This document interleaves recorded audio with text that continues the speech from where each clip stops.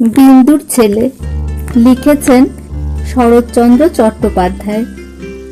যাদব মুখুজ্জে ও মাধব মুখুজ্জে যে সহোদর ছিলেন না, সে কথা নিজেরা তো ভুলিয়াছিলেন, বাহিরের লোকও ভুলিয়াছিল। দরিদ্র যাদব অনেক কষ্টে ছোট ভাই মাধবকে আইন পাশ করাইয়াছিলেন এবং বহু চেষ্টায় ধনাঢ্য জমিদারের একমাত্র সন্তান বিন্দুবাসিনীকে ভ্রাতৃবধূরূপে ঘরে আনিতে সক্ষম হইয়াছিলেন। বিন্দুবাসিনী অসামান্য রূপসী।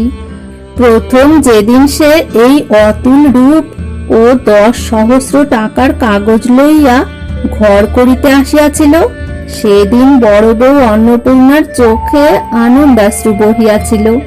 বাড়িতে শাশুড়ি ননদ ছিল না, তিনি ছিলেন গৃহিণী। ছোট বধূর মুখখানি তুলিয়া ধরিয়া প্রতিবাসিনী দিকের কাছে সগর্বে বলিয়াছিলেন, ঘরে বউ আনতে হয় তো এমনি, একেবারে লক্ষ্মীর প্রতিমা। কিন্তু দুদিনেই তাহার এই ভুল ভাঙিল। দুদিনেই টের পাইলেন ছোট বউ যে ওজনে রূপ ও টাকা আনিয়াছে, তাহার চতুর্গুণ অহংকার অভিমানও সঙ্গে আনিয়াছে। একদিন বড় বউ স্বামীকে নিভৃতে ডাকিয়া বলিলেন, হাঁ গা, রূপ আর টাকার পুটুলি দেখে ঘরে বউ আনলে, কিন্তু এ যে কেউটে সাপ। যাদব কথাটা বিশ্বাস করিলেন না, মাথা চুলকাইয়া বার দুই তাই তো করিয়া কাছারি চলিয়া গেলেন। যাদব অতিশয় শান্ত প্রকৃতির লোক, জমিদারি সেরেস্তায় নায়েবি এবং ঘরে আসিয়া পূজা অর্চনা করিতেন।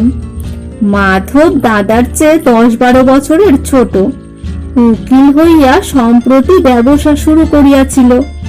সে আসিয়া কহিল, বৌঠান, টাকাটাই কি দাদার বেশি হলো? দুদিন সবুর করলে আমিও তো রোজগার করে দিতে পারতাম। অন্নপূর্ণা চুপ করিয়া রহিলেন। এছাড়া আরো একটা বিপদ এই হইয়াছিল, ছোট বউকে শাসন করিবার জো ছিল না। তাহার এমনই ভয়ঙ্কর ফিটের ব্যামো ছিল যে সেদিকে চাহিয়া দেখিলেও পারিশুদ্ধ লোকের মাথা ঝিমঝিম করিতে থাকিত এবং ডাক্তার না ডাকিলে আর উপায় হইত না। সুতরাং সাধের বিবাহটা যে ভুল হইয়া গিয়াছে, এই ধারণাই সকলের মনে বদ্ধমূল হইয়া গেল।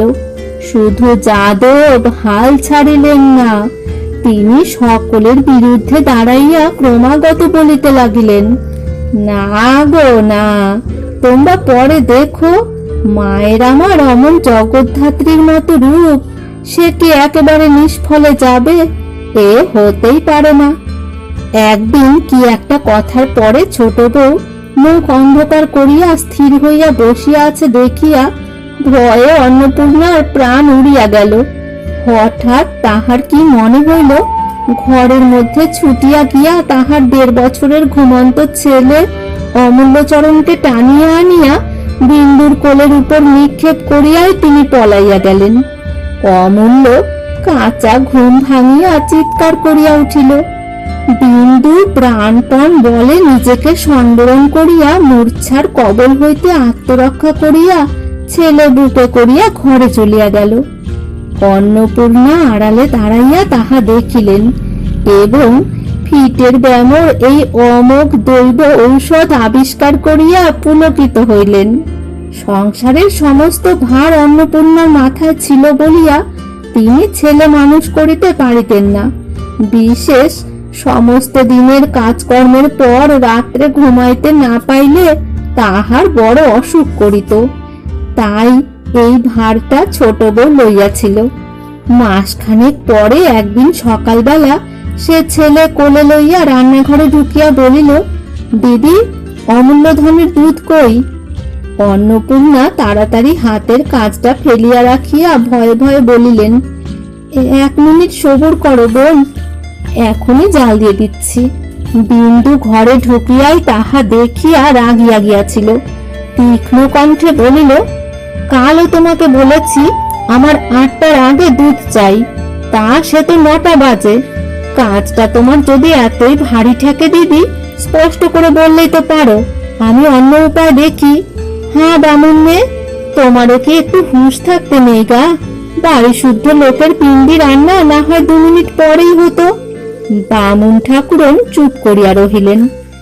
অন্নপূর্ণা বলিলেন, তোর মতো শুধু ছেলেকে টিপ পরানো আর কাজল দেওয়া নিয়ে থাকলে আমাদেরও হুঁশ থাকতো। 1 মিনিট আর দেরি সয় না ছোট বউ। ছোট বউ তাহার উত্তরে বলিল, তোমার অতি বড় দিব্যি রইল দিদি, যদি কোনোদিন আর অমূল্যের দুধে হাত দাও। আমারও দিব্যি রইল, আর কোনোদিন যদি তোমাকে বলি। এই বলিয়া সে মেঝের উপর অমূল্যকে দুম করিয়া বসাইয়া দিয়া দুধের কড়া তুলিয়া আনিয়া উনানের উপর চড়াইয়া দিল। এই অভাবনীয় ব্যাপারে অমূল্য চিৎকার করিয়া উঠিতেই বিন্দু তাহার গাল টিপিয়া বলিল, চুপ কর হারামজাদা, চুপ কর, চেঁচালে একেবারে মেরে ফেলবো। বিন্দুর ব্যাপারে বাড়ির দাসী কদম ছুটিয়া আসিয়া খোকাকে কোলে লইতে গেলে বিন্দু তাহাকে ধমকাইয়া উঠিল, দূর হ, সামনে থেকে দূর হ। সে আর অগ্রসর হইতে পারিল না, ভয়ে আড়ষ্ট হইয়া দাঁড়াইয়া রহিল। বিন্দু আর কাহাকে কিছু না বলিয়া রোরুদ্যমান শিশুকে কোলে তুলিয়া লইয়া দুধ জাল দিতে লাগিল। অন্নপূর্ণা স্থির হইয়া দাঁড়াইয়া রহিলেন। খানিক পরে বিন্দু দুধ লইয়া চলিয়া গেলে তিনি পাঁচিকাকে সম্বোধন করিয়া বলিলেন, শুনলে মেয়ে ওর কথা? সেই যে একদিন হাসতে হাসতে বলেছিলুম অমূল্যকে তুই মেয়ে, ছোট বউ সেই জোরে আজ আমাকেও দিব্যি দিয়ে গেল। যাহা হোক, এমন করিয়া অন্নপূর্ণার ছেলে বিন্দুবাসিনীর কোলে মানুষ হইতে লাগিল, এবং তাহার ফল হইল এই যে অমূল্য খুড়িকে মা এবং মাকে দিদি বলিতে শিখিল।